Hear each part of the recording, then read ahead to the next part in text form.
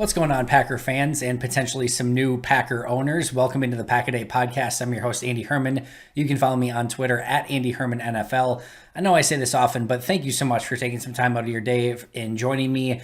You could literally be doing anything else for about 20 minutes and you chose to watch this. So super appreciative of that. Still means a ton and always want to thank you. If you haven't subscribed yet, make sure to do so. If you haven't checked out the audio version of the podcast yet, it is not the same thing. We have a 365-day-a-year audio version wherever you get your favorite podcasts. Some of them do carry over. I do an episode about once per week, and every once in a while I do kind of double dip and it's the same episode. But about 350 times of the year, it is a totally different episode. And we have a tremendous team of about 20 people, including a lot of names that you guys are probably going to know and love. So make sure to check that out. We have a ton of amazing guests and so on and so forth. So if you haven't yet checked that out, make sure to do so as well. But let's get down to brass tacks. Let's talk about all the news and notes from this past day, as well as get into my offensive grades for this past week's game. I got it done ahead of schedule, so yay for me, I guess. But let's jump in. So I want to start with the stock sale because obviously this was a really exciting day for a lot of Packer fans. People can say whatever they want about the stock sale, whether it's stock or not, or how you want to value it, and whether, Green Bay is just basically, finding a way to get money from whatever the case.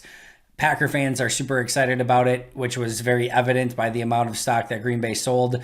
And I think it's awesome. I think it's a really cool idea. I think it's an amazing way to help the Packers, which helps Green Bay as a city, which helps the Packers as a franchise, which helps make that entire stadium district in Lambeau Field better. To me, there's no downside. I don't think that anyone that's buying the stock has any grand illusions that they actually have a say in the team, or that, they are going to profit off of this piece of paper. They're doing it for memorabilia, and they're doing it because they want to be, part owner of the team and so on and so forth. And I think that's a cool thing. I did not personally buy stock for a variety of different reasons. I know that Roger Goodell's not actually going to come after me, but one of the things is that you can't say anything about the NFL, which in my position, don't necessarily, I don't necessarily need anyone knocking on my door with a $500,000 fine. Again, not exactly like that's going to happen to anyone that's holding that piece of paper, but did not go that route. But I think the crazy thing is that there was anyone that would be judging anyone for doing this. There are a million worse ways to spend 300 and whatever $35 or whatever it was plus shipping for that. And again, it's basically a way to support the franchise that you love, and you get the notoriety and the ability to hang up a piece of paper on your wall and say that you're a Packers owner and so on and so forth. So whether you're for it or against it, whatever, I can't imagine like judging anyone for buying it. And there was so much of that, and there was the classic pro football talk and everyone else. It's like, yeah, everyone gets it. We know that it's not a legitimate, valued whatever. It just is what it is, and it's a cool thing, and it helps the Packers, and I'm certainly all for that. So for anyone that did purchase, congratulations, and I'm excited that I'm talking to an owner of the Green Bay Packers. So enjoy your newfound glory as a part owner of the Packers, the greatest franchise in all of sports. Next up was a super fun story that A.J. Dillon actually got a key to Door County, which is amazing. I don't know how, if there's an actual door to a county, but whatever door to Door County that A.J. Dillon can open, he now has the key to open said door to Door County. So cool story there. Of course, he has been a huge proponent of Door County and AC Tap, which he says is the best wings. I've been to Door County my entire life, and I could literally do a million minute long episode on all the do's and don'ts of Door County. Somehow I've never been to AC Tap, so I have to remedy that and try the wings and get that, because I've done pretty much everything else there is to do in Door County. That is not one of the things I've done. So AJ, I will remedy that as soon as possible and get some wings from AC Tap. Or of course, if you want to bring me back some the next time you're there, I will take some as well. Of course, there's actual news and notes from the team in the past 24 hours. Whitney Merciless does go on IR, which is not unexpected. It was reported that he's going to be out for the year. So, of course, he goes on the IR list. Every player has the ability to return after 3 weeks and so on and so forth, but that's just not going to be the case for Merciless based on the injury that he has. Tipa Galeai, yes, it does sound like an N at the beginning of his name, at least according to Packers.com. So yes, it looks like Gallier or whatever, but it's Tipa Galeai, and he was activated from the practice squad to the active roster. So Green Bay gets some much needed depth at that edge rusher position. They're still potentially a little bit thin there if Rashawn Gary is in fact out this week, which we don't know yet. Don't want to hypothesize that or anything, but in the case that he wouldn't be able to play, you have Preston Smith, you've got Jonathan Garvin, you've got Tipa. Oren has played there a little bit. They do have one other option. They did bring Ladarius Hamilton back to the practice squad and then protected him, which I'll get to in more in just a moment. But he could be another option that they call up for this game day. And the fact that they protected him means that they likely will do that. So if Rashawn Gary's not able to play, you're likely looking at Preston and Garvin as your starters with Tipa, and then maybe Oren Burks getting a little time at outside linebacker along with Ladarius Hamilton as well. So at least enough bodies there to certainly get through a game, even if it's not the ideal scenario, which would of course be Z and Gary and Merciless and Preston as your top four. You would potentially be missing three of those top four and just be left with Preston. So we'll see what happens there. But Tipa moves to the active roster. Ladarius Hamilton moves back to the practice squad. They also signed Kareth White, a running back, to the practice squad. And then they let go of Izuya Alafahi as a practice squad member. So he is no longer on the roster in any capacity. So those were the roster moves. And then, of course, as I mentioned, they did protect some players this week as well. Kirk Benkert is the number 3 quarterback and J.J. Molson as the backup kicker, which, of course, you want to protect in the event that Mason Crosby would, for some reason, contract COVID or not be able to go. They can quickly call up Molson and still have somebody who's capable of kicking this weekend. So those two are sort of just cut and paste that they protect pretty much every single week. And then Armstead, the running back, Raquel Armstead, also did get placed on the non-claim list, if you will, the protected list. He has a great chance of being activated as the number 3 running back this week. And then Ladarius Hamilton also protected, which again, very likely called up as a backup edge rusher this week. So those were all of the moves and the news and notes from this past day. Let's now jump into my grades, which, again, happy to have done early, and let's go through the offensive grades. And as I mentioned yesterday with the defensive grades, the Packers defense played so well, and the reason you could tell that is because there were so few players that graded in the negative, and even the ones that did, for the most part, were very, very small negative grades, almost not registering, basically being neutral games. And when you have all of your players playing neutral or better football, you're going to end with a really great day on defense or on offense, whatever you're grading. And the flip side was basically true for the Packers in this game. A.J. Dillon graded out very well in this game, which I don't think anyone's going to be shocked at. For me, just about everyone else, the vast majority of players graded in the negative. There were 5 other players who had slight positive grades, led by Devonte Adams and then Randall Cobb in your number 2 and your number 3 spots. I thought both of them made some plays. Of course, Devonte Adams had a few different catches where he was able to make a couple people miss. Didn't really have anything, spectacular, which we've come to expect from Devonte, but I thought it was still an overall plus game from him. Same thing with Randall Cobb. And then 3 players who were basically neutral but had ever so slight positive grades: Aaron Jones, Patrick Taylor, and MVS. So Dillon, Adams, Cobb, Jones, Taylor, and MVS, the only 5 players from the Packers offense that graded in the positive at all in this game. Everyone else was either neutral or negative with some really big negative grades. So when you have your offensive line, who every player for me on the offensive line graded in the negative, every tight end graded in the negative, you're probably not going to have a great game. And then especially if your quarterback grades in the negative as well. And again, if you don't have anyone outside of A.J. Dillon that's really grading in the positive to sort of counterbalance some of that, it's going to be a rough day on offense. And it certainly was.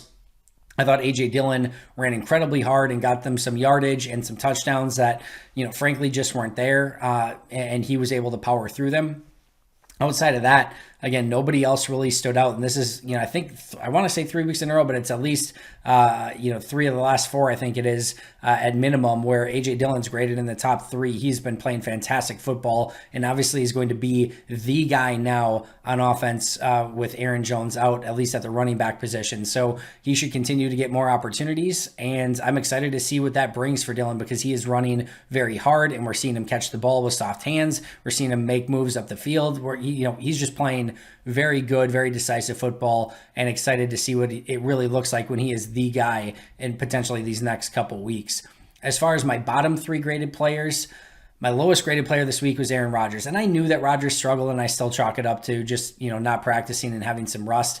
But this game was much worse than I thought from Aaron. You had the opening play where he threw to Adams, and which caused the collision, and frankly probably could have been, or at least was close to being picked, if not a potential injury for Devonte. That was a bad ball. You had the ball where Jones kind of leaked up the field and he threw on the run and threw it behind Jones. Yes, Jones still should have caught it, but if he plants and leads Jones, I think he has a touchdown there. He had an underthrown ball to Lazard. He had a ball that fell short to Devonte Adams. He had the interception, of course, which was really the most egregious play of the game when you consider the fact that it was a 3-0 game at that point. Green Bay was driving down the field. And then even worse when you consider that Josiah DeGuara came wide open up the seam. Now he's reading left to right. You could argue maybe he could have looked at the right first, but he definitely spent too much time looking left, didn't come back to his right, had DeGuara wide open, and then he bails out of the pocket probably a little bit sooner than he needed to, kind of loses his eyes downfield, buys time, and then just needed to get rid of the football and instead threw a ball right to Jamal Adams, as he said on Pat McAfee on Tuesday.